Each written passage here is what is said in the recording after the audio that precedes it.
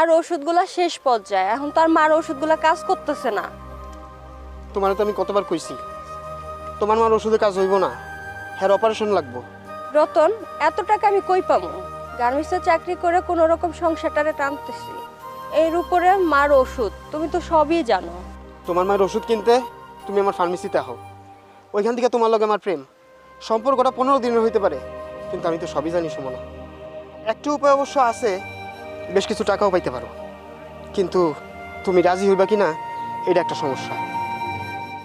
শুনো, আমার মার জীবন বাঁচাইতে আমি সব কিছু করতে রাজি আছি, তুমি শুধু কও আমার কি করতে হইব।